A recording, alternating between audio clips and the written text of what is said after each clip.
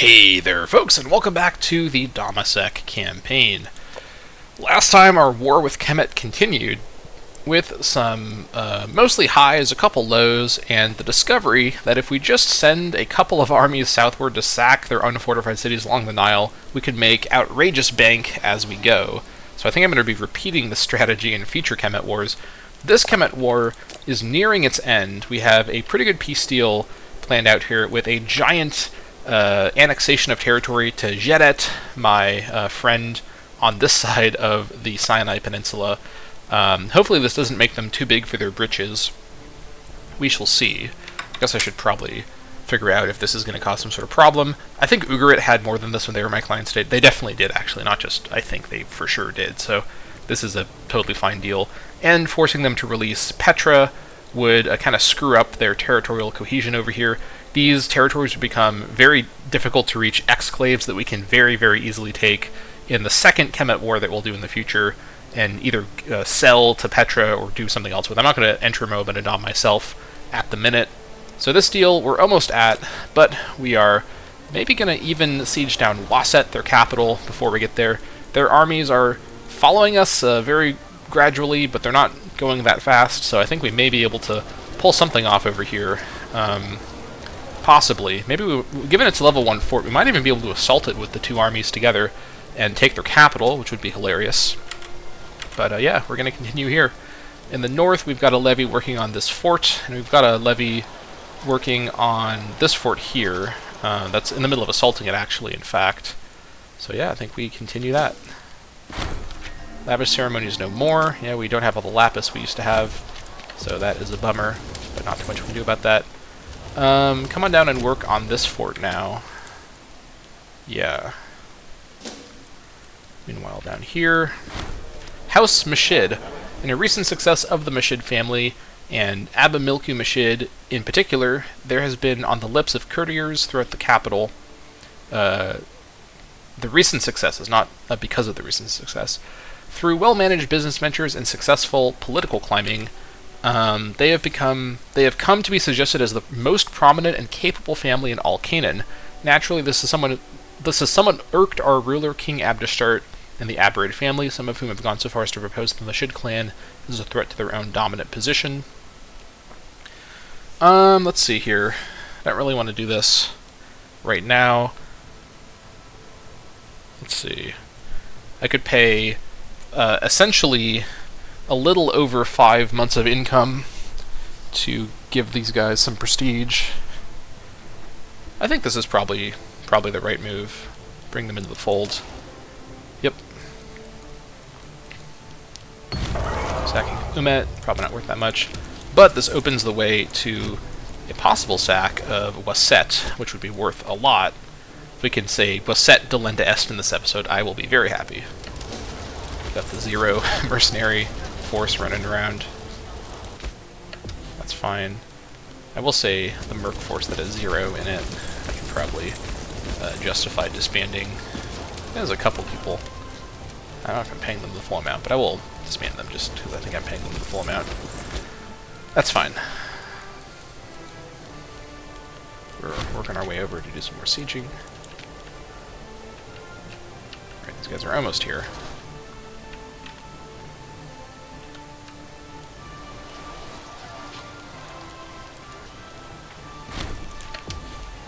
Alright, we'll grab that. And I guess these guys can work on that fort to get more of this stuff, but it may take a while. I think the stuff here is pretty fine now. Alright, down here. 5th of July, everybody's here now. Yeah, oh my gosh, there's like a guy yelling in the music or whatever that is. Maybe because I'm not zoomed in. Oh, whatever the case, I think an assault here is possible. I think I want to go for this, honestly, because even if this assault fails, these guys have more than done enough to earn. Also, I need a new Master of the Guard. Should probably do that first. Daniel Abarid, this is a young Abarid character. One of my relatives, perhaps. He has some corruption, but that should be fine. Alright, let's do an assault at Wahid. Abd'ashtart, he's in poor health now thanks to his diphtheria, but that has allowed him to sack with abandon. Let's see if we can get one more giant sack off here to end this war with style. I think so. Oh, there it is. Yes! The sacking of Waset. Holy crap. Abd'ashtart the First, the Besieger, really living up to his name here. Abarid has led his men to glorious victory during the siege of Waset. The enemy flee in disgrace, and all that is left is to decide on how to treat the residents within. Needless to say, the spoils of war are likely to cause those back in Dammâseq to admire Abd'ashtart greatly, but leaving such wealth in the hands of one man could cause problems in the future. 168 for the lowest looting level, 252 for the second lowest, 400, 500. Alright, Waset, Delinda S, we're going to be killing nobles, sacking Waset. These guys are not going to be pleased with this, but I am pleased. Yes! Oh my gosh, 10 slaves as well. We're doing like the reverse exodus right now, taking Egyptian slaves. Whew! Oh my gosh. Okay, actually, literally considering the connection between the natives of Canaan and like the ancient Israelites, we kind of are literally doing opposite exodus. Alright, that is quite a nice capstone to this war, I think. And I don't suppose these guys, they would now agree to this deal. Yeah, they've been pretty thoroughly demoralized by that one. So I think we could go for this now, or do a little bit more sacking. There's 2 more cities here. Let's see how 50. Yeah, we could. Yeah, okay. These are probably worth sacking as well. So let's do just that, and then we'll force these guys to be done. It'll just be a little bit longer, but at this point, I don't think they're going to get enough war score to stop me. So yeah, we have earned a nice victory here. Very good. Yeah, let's do those sacks and see if we can get a little bit more money out of these guys before we call it a day. Yeah, I think I've confirmed that I can use the Nile against Kemet very, very well.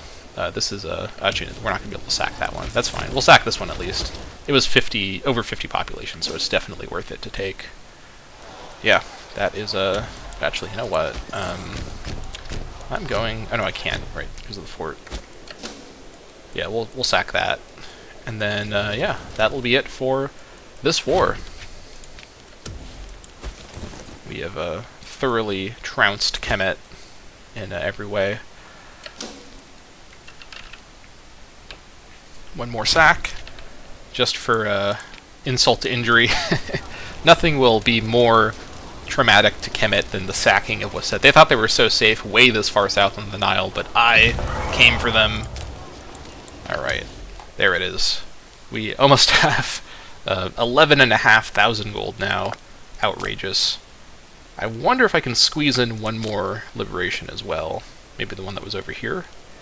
What was this one called? Tepehu? No, not Tepehu. I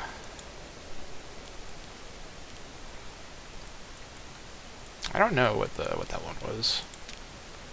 Or would they give even more? No, this is held by one of their rebellions, so it's not on the table. Let's see here. Which one was it?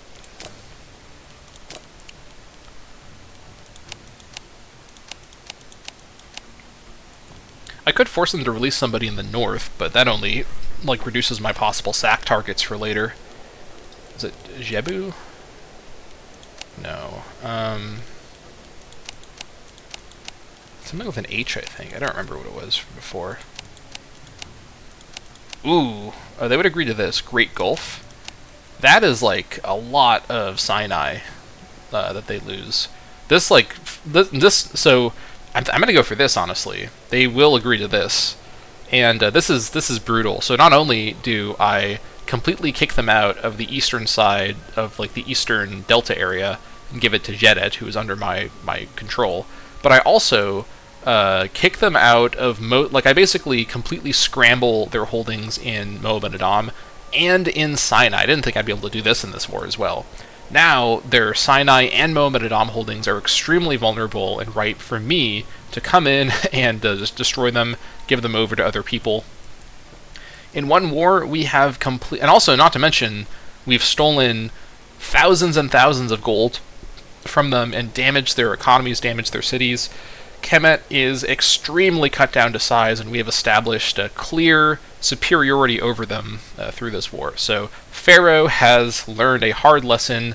Don't plot against Canaan. Canaan will not stand for it. Here it is. The Upper Kemetic major power of Kemet agrees to our generous peace offer. Prince of the North Nome Tejedet, foremost of the East Nome Tejedet, and plumed Falcon of Sopdu Nome Tejedet, and also to liberate Petra and to liberate Great Gulf. Look at that border gore we've inflicted on these guys, and Jedet grows enormously. Very, very, very good stuff. Jedet should be hopefully pleased with this. War exhaustion, or aggressive expansion, not even very high. Actually, where is our AE? I thought I was about to get a bunch of AE for that. I don't even know where my AE is, but I'm not going to complain. Okay, we can lower our forces. Much deserved rest. We'll see how many we can lower at this time. I have to find everybody. Hopefully no one's moving. I think that is actually everybody. Yeah, I think everyone's lowered. Perfect. Also, Ugrit has a pop that they can use now. Very fun. Alright, and then the mercenary forces can both be disbanded. And I think I have one more mercenary force somewhere. Yeah, these guys can be disbanded. And all of my ships can be returned to my nation. I'm just going to bring them all back over and park them in a tier once again, and we'll reorganize them later. I think that's everything. Yeah. Whew, oh boy. Alright. Economy is back up to 80.48. It's going to take a minute to recover to where it was before the war, but this war wasn't about making money, although it was a little about making money. This war wasn't about growing our income, but it was about many other good things. Yeah, we are looking solid. Solid enough, in fact, that I'm actually considering going back to decrease pay. Now that I'm really not scared of Kemet attacking me, and Mari does border me over here, but I really don't think Mari is likely to attack me the way Kemet might, because Mari's the same religion as me, and they actually like me currently. I think I'm going to go back to decreased pay. That'll be worth a little bit of money, but it's mostly going to be about helping with my stability and happiness and whatnot. And, yeah. Real good stuff. This is a great example of a war that took a lot of resources and sort of investment to do, and didn't result in really any, or literally any, territorial expansion, but strengthened our power over the world in a huge way. Not only have we really dismantled Kemet's imperial presence in Sinai and Moab and Edom, but we have absolutely humiliated them with just the amount of access we had with the Nile, which in theory is the river that they're in charge of. So, not great for Kemet. They still have a ton of rebellions that they're now have all their armies damaged and out of position, and they're going to really struggle to fight. So, yeah, mission accomplished. Honestly, that was a incredibly well played war. Pats on my own back for that one. Let me know in the comments what you thought about all that. But yeah, Kemet's rebellions are actually like taking on some of their splintered territory as well. So, yeah, things are good. Things are good. And this way we don't have a succession in the middle of the war with Kemet, which might have been okay, but probably is better that that's not what's happening. Ahiram is probably going to come to the throne pretty soon. Because his father lived so long, he's going to come in as an older man in his 60s probably. But let me remind myself, how old did Iptragon get to? So actually at this point, sometime this year, Abd'ashtart is now the oldest monarch to have ever reigned in Dammâseq or Aram or Canaan in this campaign. So that is pretty nice. Yeah, and actually with my excess of tyranny, I may do a bit of city deletion, especially in bad location cities. Be'er Saba, I think, is going to go at this point.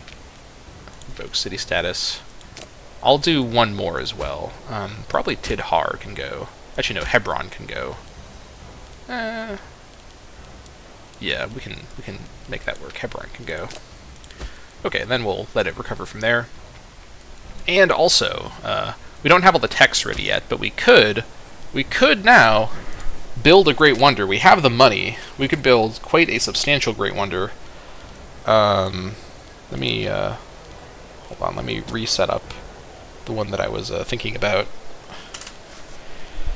Okay, give me just a second here. Statues, Tholos, and then I think this is the one that I liked. Yeah, the Antefix's roof. This is the color scheme that I liked.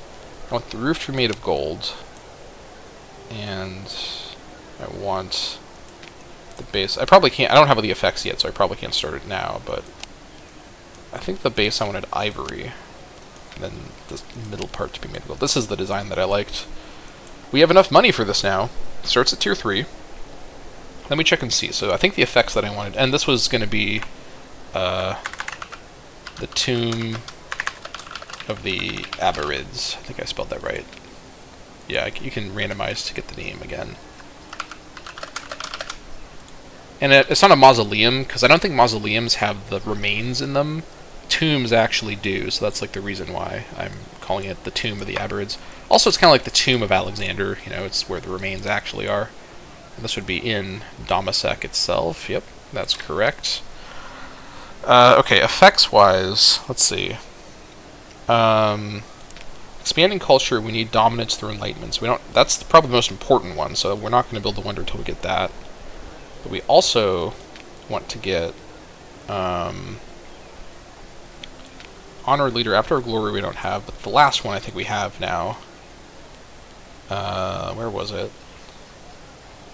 We don't have any of them yet. Didn't we get Avatar of Glory earlier? I know we've been distracted by that, but I thought we got... No, we didn't get Avatar of Glory. Okay, we're going to get it, Avatar of Glory, actually, in a few months. So that's a good start. So now we have the money to build the wonder, so let's not spend our money too hastily now, although it is tempting to spend our money on some things. Let's at least, now that I've seen what happens when I forget to fortify, let's make sure all of our cities that aren't fortified, that are capitals, are refortified, or fortified for the first time. Should definitely make sure that I'm not missing things like that to avoid future disaster. I think we're fine in the north, though. Yeah, I think we're fine in the north. Okay, I think we'll leave it at that. And yeah, let's unpause and continue. On the monthly tick, we'll see how things are looking in terms of our economy and whatnot. Civic advance as well. That was a little bit early. I thought it was going to be October. I'm not too upset by that. That is fine by me. Now we can get Avatar of Glory, and I think we do want to grab that. Actually, hold on. What was the dominance through... What was that other one? Here it is, dominance through enlightenment. Let's grab this one first. Those open to enlightenment must learn more of our ways. We must construct a wonder rivaling the ancient edifices in order to bring our ways to the disparate people of this world. Alright, our next one will be in about 3 years. So we're a ways away from the wonder, but we can start planning it out at the very least. Too many Aborids, here it is. So the first effect, scroll way back up. Here it is. Expanding culture. There we go. And each new thing adds on additional cost. And I think... Yeah, we can pick between them. So you can technically start it at you can put it at a lower thing, but I don't really know why you'd want to, because you want it to be at the highest tier possible. That bonus, like this already would probably be worth the value for just the country effect, because that's a crazy bonus. But let's not get ahead of ourselves here. I think for the Tomb of the Aborids, because I do want it, like I talked about a couple episodes ago, I do want this tomb to have both good like meta picks, like for min-maxing for something that's expensive, but also something that feels like lore appropriate to the vibe of the Aborid family. And I think that expanding culture obviously makes a lot of sense. I really want to get Omen observations, because this will give us the tyranny reduction bonus from Omen. And I think that the Aborids have made use of first the very beginning we made use of that war god, and then we made use of Ashara for such a long time, Ishara I should say, and then we're making use of Shapash, so we've really been using the omens to help with the state's goals. So having the omen bonus is, I think, really sensible. either way, we will wait for that. Administration-wise, I may end up doing some administration stuff once the succession happens, which I think might be on the sooner side. But for now, I think we're fine.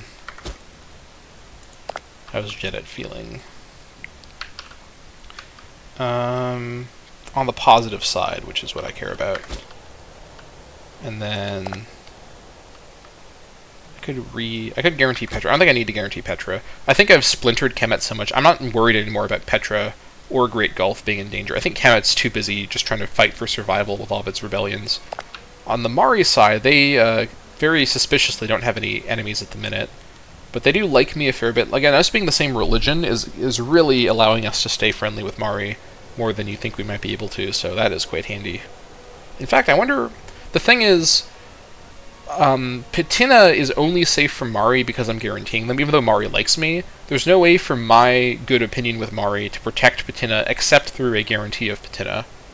So, also, Ursu is being attacked by these Anatolians. These guys are Luwians. Possibly a common enemy for me and Mari in the north. We'll see what happens with that. But that could be pretty interesting. Right, my navy is finally returning. An oratory researcher needed. Let's see. Yeah, I'll put this guy here. Once I get the succession, I'm going to reorganize everybody. Never fear. Are you guys moving? You're actually still sailing up. It's just taking a long time. That is fine. We're almost at 100 treasury per month now, which is great. We have more than enough, though, for our needs. Let's go back up to speed 3. Yeah. Okay. That was an exciting couple episodes there. I think, I mean, I'm curious to see in, 1,000 years, whenever these videos go live, what the reaction is from viewers of how I played that war. I think I played that war, aside from kind of just, like, playing, and not really paying attention because I had things under control so well, I think I played that war, also I didn't build a port here for some reason. I think I played that war extremely well.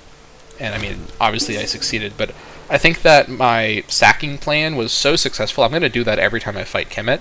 In fact, leaving Kemet alive to continually grow and put money into those cities for me to sack is kind of a good plan. Like, I don't really want to take the Kemet land. I can get so much more value in bursts of sacking from these unfortified floodplain cities that Kemet is, the rightful overlord over.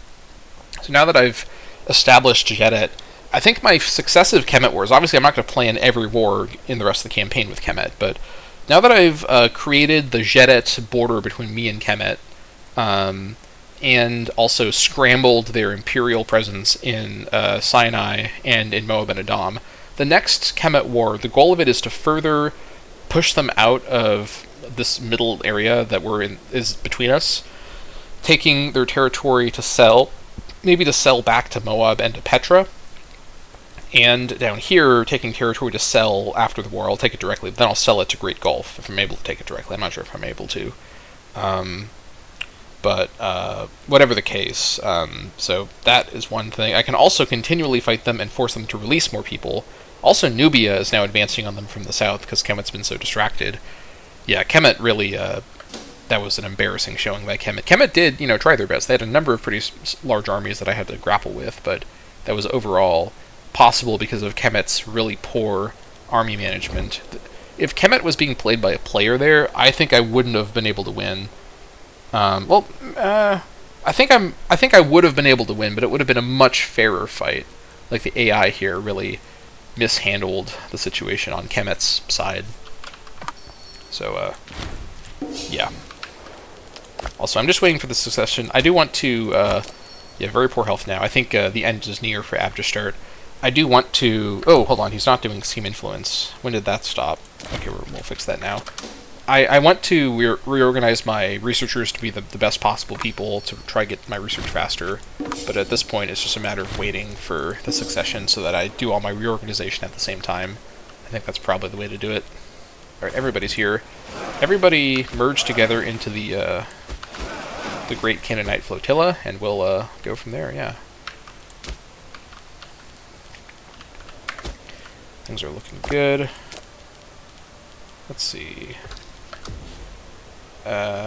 You are now definitely able to go into cultural assimilation. Anybody else? I'm going to leave you there, and down here, I'm going to leave you there. We have another trade route. Any more lapis? No. That's a bummer. What do I want here? Let's see, I guess limestone again for more. We'll trade with Kemet. Sure. That is funny. Did I get any treasures from my sacking? I guess I wasn't destroying any holy sites or anything like that. No, I didn't. Actually, I have a bunch of stuff that are just all over the place. Interesting. They're not even in, like, shrine locations. They're just scattered around, kind of randomly. I didn't found this, did I? Did I just... Where did this shrine come from? I didn't build this shrine myself. Didn't I destroy a shrine in Tadmor earlier?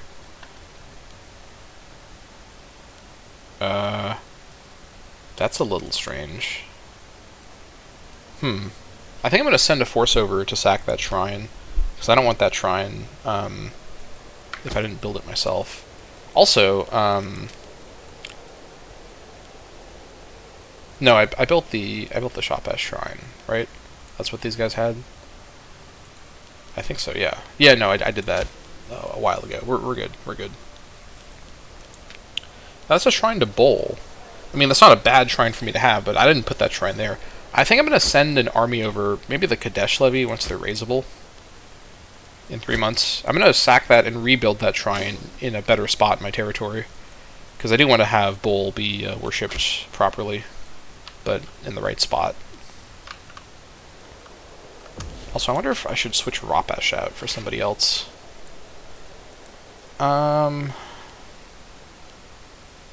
Yam is quite a promising option.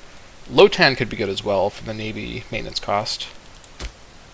It wouldn't be worth that much, honestly.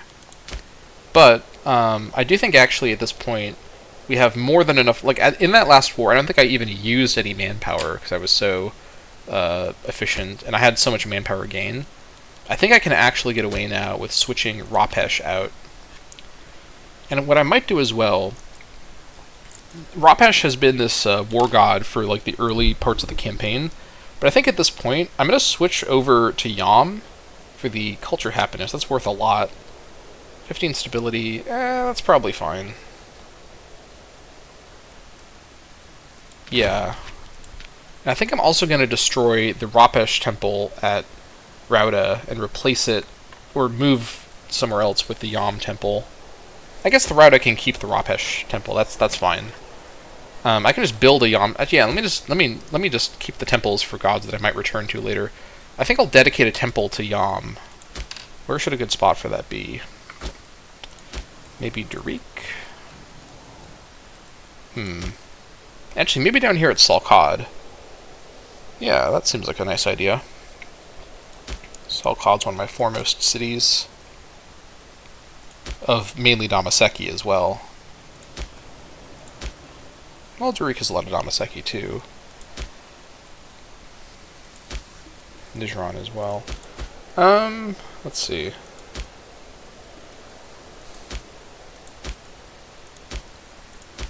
I think I'll put a city at Salkad. Or, I mean, I'll put a holy site at Salkad.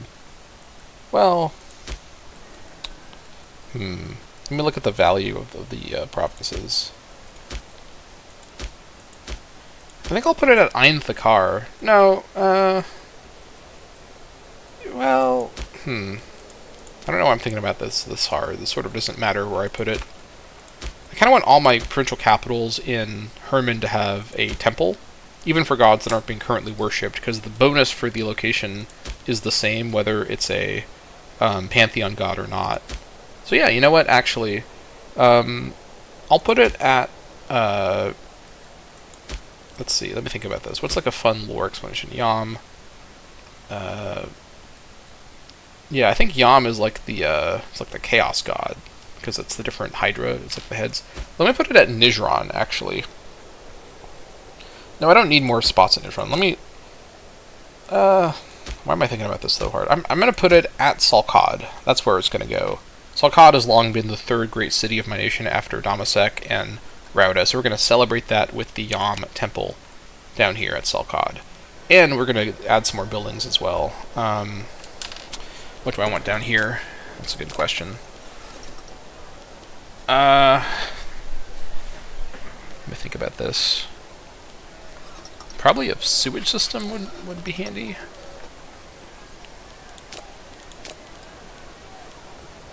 I guess a workshop, actually, for more base metals wouldn't hurt.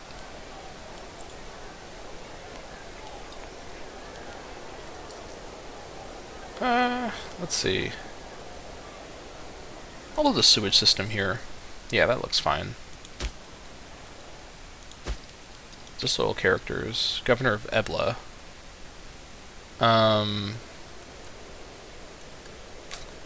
Okay. What's the issue here?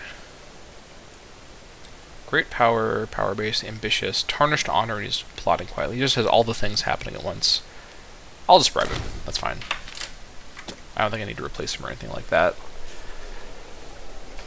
Yeah, we're fine.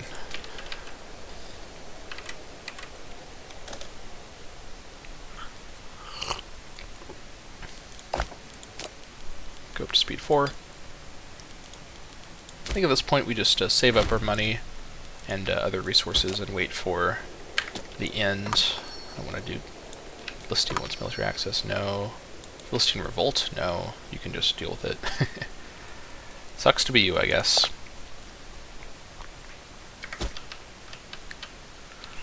Okay.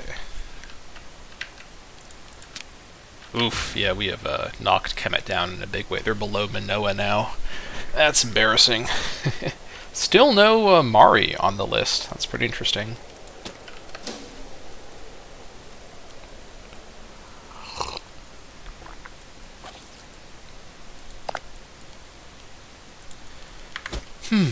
Okay. Alright, looking good. And then my heir, how are his kids doing? Daniel is his oldest kid. He's not married. Let's do this event first. Friends across borders. Our high priest Esh Munheles Milkermid is friends far outside our borders, often trying to use his network to the advantage of our nation. He believes his friendship with the royal tutor of Moab could be put into use to increase their opinion of us. Nope, I don't care about this at all. Definitely not. Alright. Back into no war exhaustion, almost no, or no war, AE, almost no war exhaustion. Tyranny is declining at a brisk rate. Things are looking good. Lost our spice trade. Let's reestablish that. If we can. We cannot.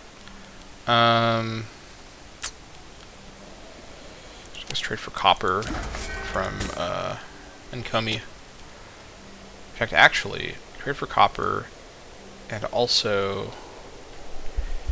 what was I trading for that was worth tax? I don't remember.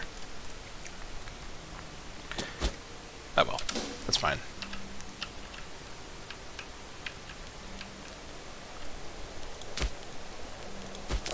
Near death, yeah. We're almost there. Wine culture. The divine drink fermented from grapes has become widespread and popular in Jayid, every inhabitant having tasted it at least once.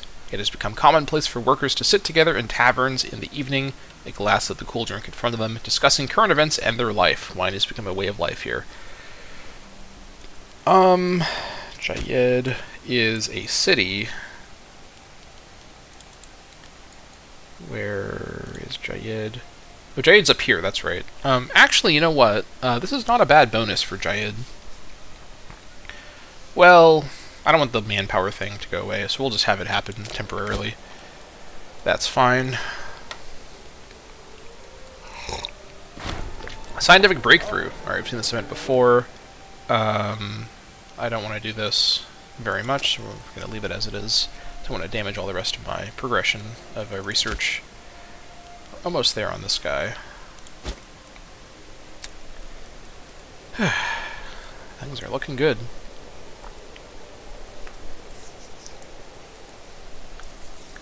Yeah, I'm saving up all my PI and money at the minute, so when the succession happens, I can bribe everybody that I need to do a big government reorganization. I'm gonna look for a new crop of young characters to throw into the government. And the king himself will be in his 60s, so he won't be a young character, but he can get a young cabinet. His son may end up being the king pretty soon after him, Daniel. Daniel II will end up being the first character of the campaign to have the second name, as it were. Right over here, let's see.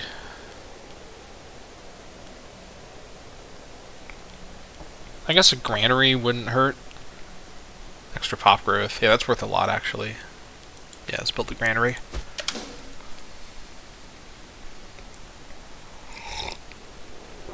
Tunip's integration has been delayed slightly, but it's still going to happen around the end of this decade.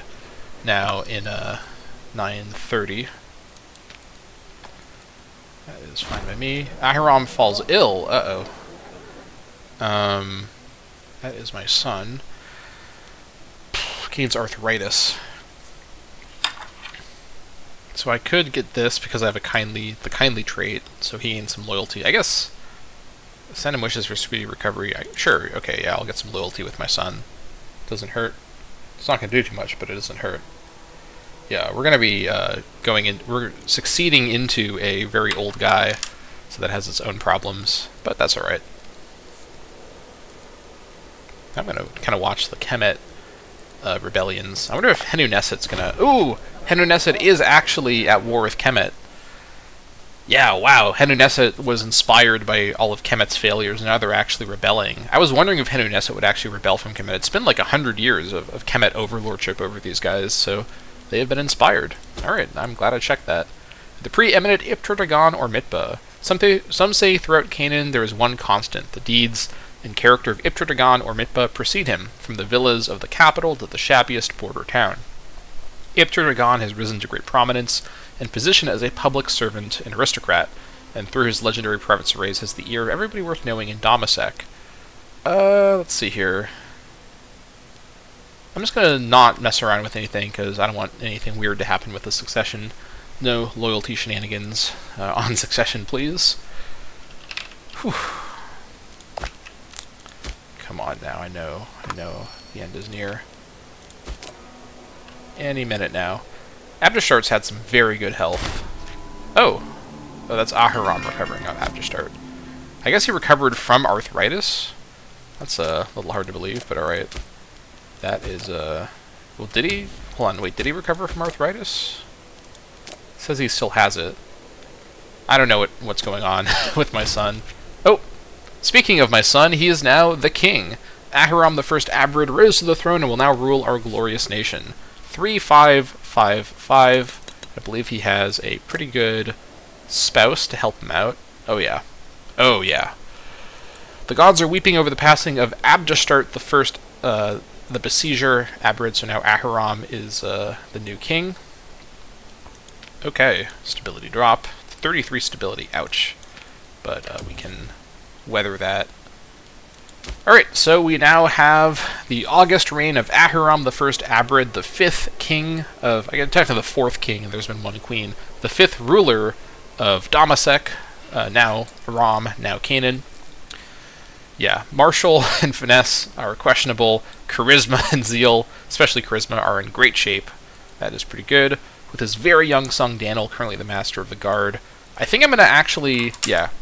Let's go ahead and, before we do all the government reorganization stuff, take a second to mourn the death of Abd'ashtart the Besieger. Definitely a character I wasn't expecting to have such a huge impact on the campaign, but yeah, he really lived up to taking on the title of his great-grandfather, because under Abd'ashtart, we went from fearing Kemet and cowering at the thought of Mari to proudly striding amongst them as equals and betters, in the case of Kemet especially. Mari's pretty friendly with us, so we definitely are okay up there. Under Abd'ashtart, we solidified our natural borders. Well, there's more to come, but for now, our natural borders. I don't even remember all the wars that he did. He didn't do a ton of wars, but we did secure the south, We secured our client state and Komi, and we have a big monopoly in the area on all the copper from there, so that's pretty good, and a staging area for possible wars in Anatolia and whatnot. We also, of course, turned southward and absolutely humiliated the Egyptians.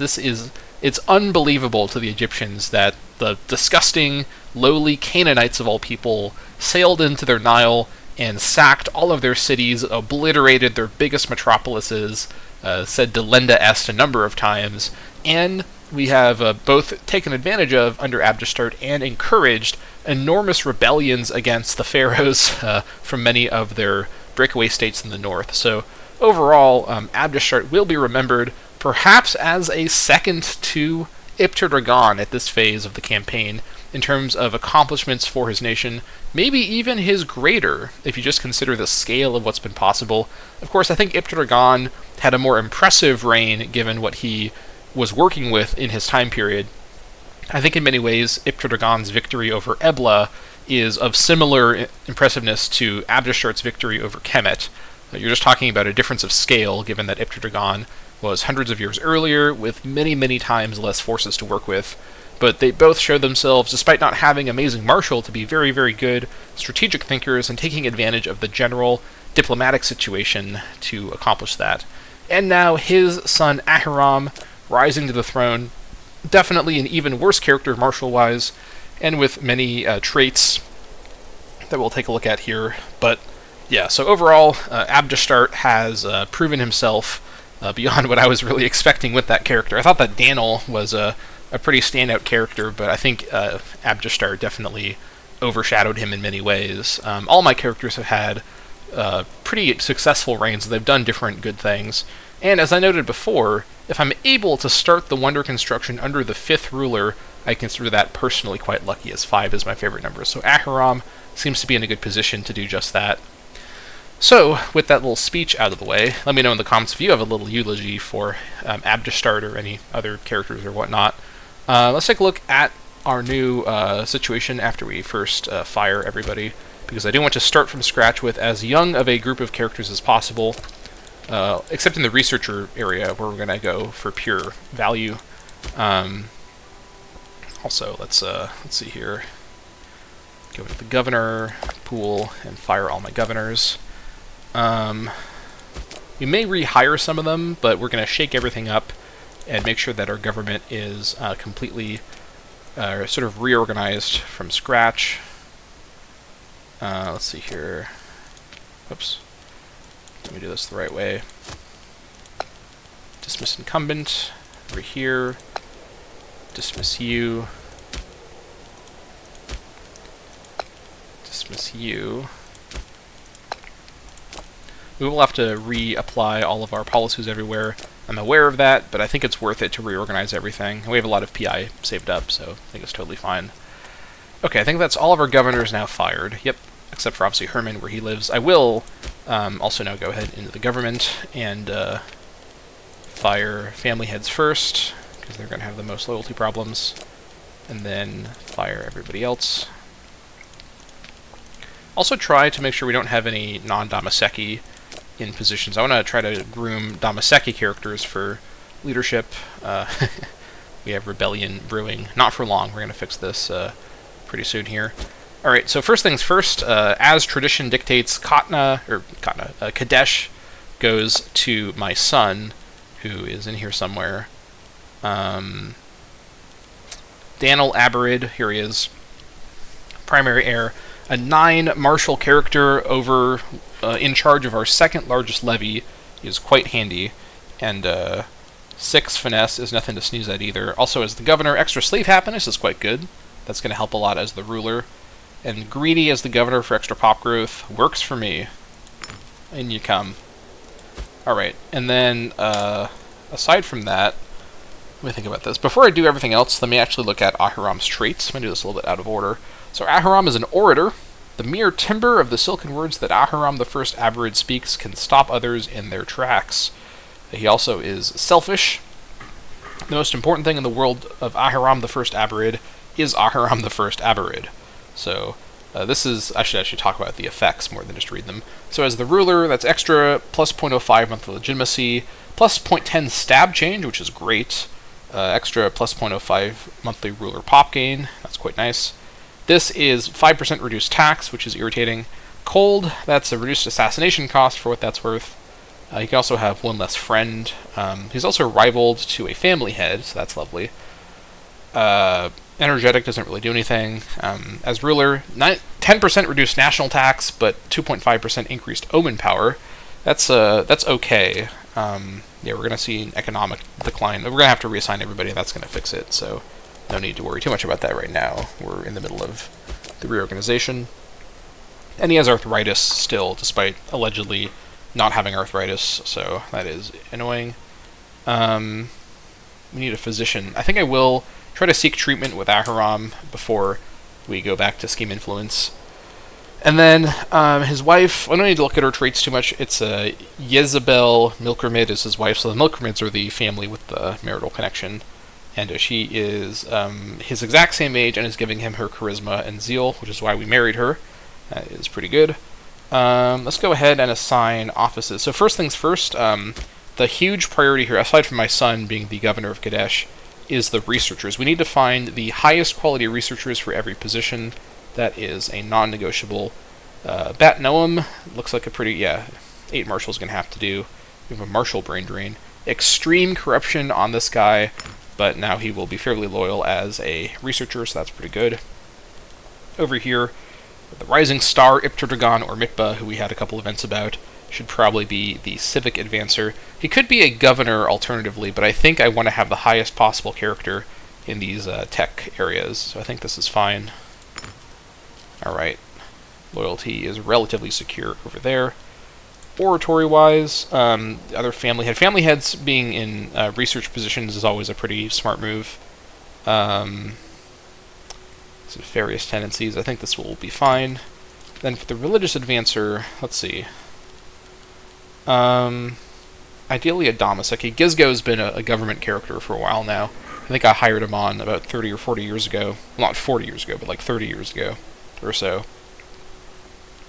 He's pretty good. So yeah, I think we go for him. Alright. Next up, and in terms of importance, is certain governorship positions. I think the Jordan Rafali, and yeah, I think Jordan Rafali is the most important governorship at the minute, just based on the population involved. So, who do we have? We could reassign Ipfer Kura to that position. Also, yeah, we looked at that guy's traits already. This guy is Paul Marine. I don't really want to have him as an officer. This guy also isn't Dammâseq. So Ipfer Kura is probably going to just be reappointed to his old position here. He doesn't have a great marshal, but that should be fine. Province Commerce, 10% is great. And local research points, 10% is really good as well. Just is really good, yeah. I think we reassign Ipfer Kura to his old post in Jordan Rafali. He can be back at it again. And then after that, I think next most important is, let's see, let me think about this. Population-wise, Phoenicia, and actually Canaan is a giant population, so we should assign somebody competent to Canaan. We're going to see the finesse brain drain pretty quickly here. This guy here is a family head. I don't really want a family head governor. I should make him an officer, to be fully honest. In fact, I'll make him an officer now, so I don't accidentally assign him. I'll make him the tax officer. Yeah, that seems like a... Whoops. Seems like a good use for him. So his loyalty... If he does loyalty problems, it's not going to cause huge issues. I'm always nervous about family heads being governors or whatnot.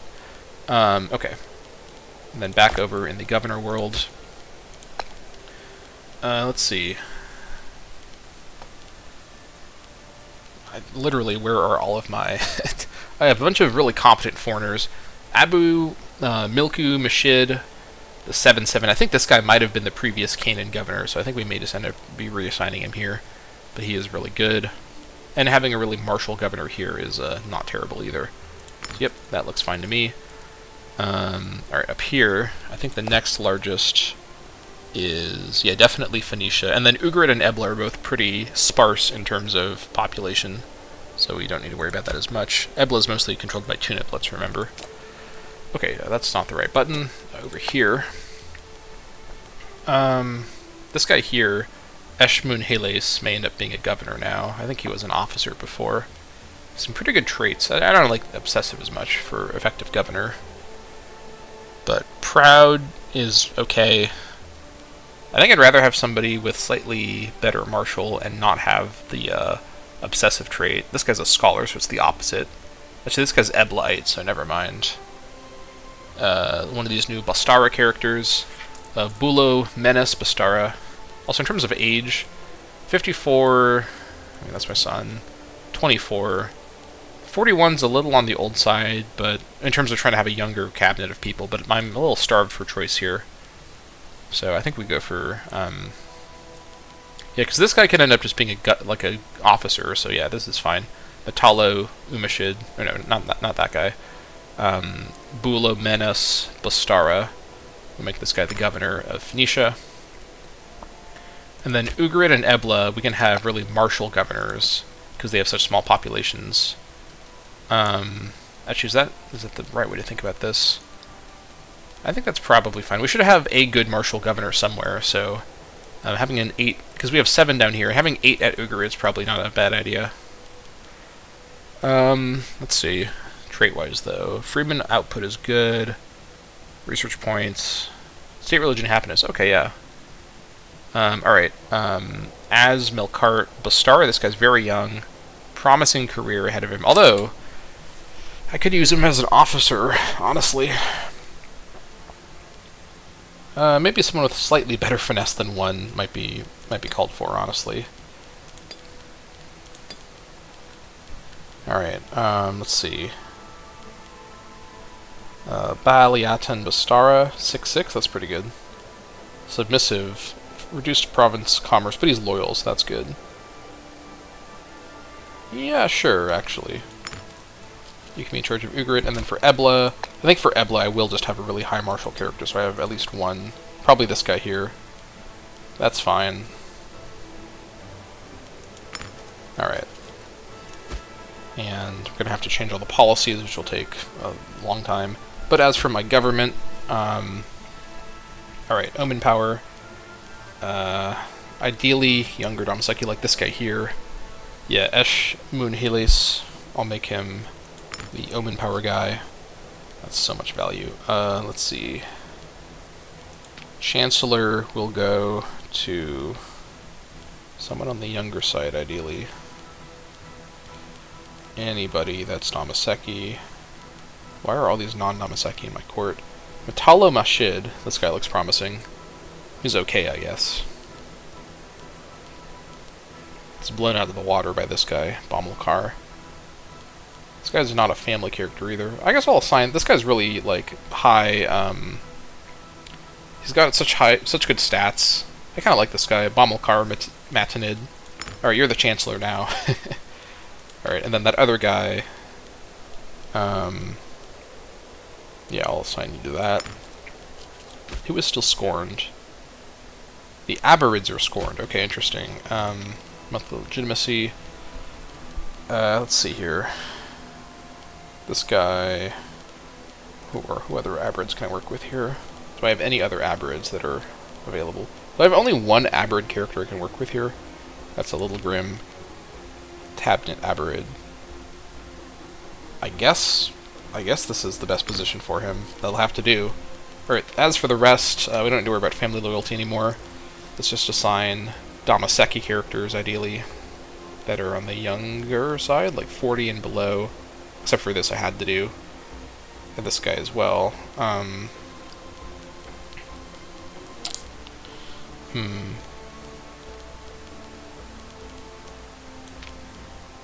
I search by age? I should probably just do that, right? Search by age. Okay, this guy, it's not very good. This guy's actually quite good. This guy should be my, I'm gonna make this guy my steward. I'm gonna move the family head to be the physician. And this guy can be the steward. Wait, was I looking at... Was he... Maybe... No, this guy's not Dammâseq. That's why I didn't make it. Oh, whatever. Let me find a Dammâseq character that's on the younger side. Here we go. God, this guy's so... I have so few options to work with. This is grim. Let's see. I am really strapped for options here. This is just grim. Here we go. Actually, hold on. No. Search by finesse. Alright. Forget the youth. Just find me somebody. Holy crap. All of these non-Dammâseq characters in the list are really screwing me up. This will have to do. Baltoros, Dammâseq, and racism is just not great for the state. Trying to have an all-Dammâseq cabinet is getting weirdly difficult. Okay, over here, this guy here can probably... Maybe he can be the marshal? I guess that would be okay. I don't really want to have super old characters if I can avoid it. I gotta scroll down through all the foreigners. Abd'ashtart, Bastara. You're pretty good. Yeah, okay, you can be the marshal and then master of the guard. I'll make you that. Okay. Okay. We've got everybody organized. We've got a young-ish cabinet for our very old king, who is the new king. That'll have to do. We have a couple positions that we're going to have to shuffle around in a few years, but that should be fine for now. As for... I barely want to look, but alright. It's all wrong. All of it's wrong. Okay, first things first. Everything that's above 75, we switch this back over to Borderlands. I think that is still the way to do it. It's going to cost us a fair bit of tyranny to do this as well, so I'm glad we have some tyranny saved up. Tyranny room saved up, I should say.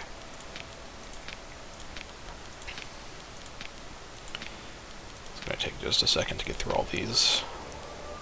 And then Mahaniim is close enough. I'm going to switch to Borderlands now. Everything below this, assuming that it's not extremely unhappy, I'm going to switch over to Assimilation. Door... I'm going to switch to Assimilation and assume I can build something to fix that up. We're going to hedge our bets here. Oh, you know what? I think I set Yabrudu to... Yeah, that's not great. I don't know if this was on that before. I may need to switch it back. Accession to wealth for Yabrudu. Yeah, Yabrudu is a special dispensation to not be on Borderlands. We got the penis song in the background as we switch around our policies. Appropriate for this very theatrical moment. I'm not watching this very closely, am I?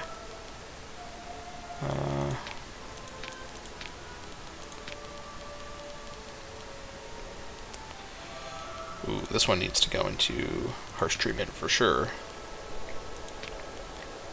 We're almost out of room, so we have to wait for more. Irritating, but there's only a few left, so we have to wait for a bit more. I don't know why... Wait, is there actually religious diversity now? Oh, from the slaves! That's why. That's why all these people were on the religious conversion. All those slaves are Kemetic. I'm going to have to deal with that, because those Kemetic slaves may cause some problems. I don't really have any conversion infrastructure built up yet.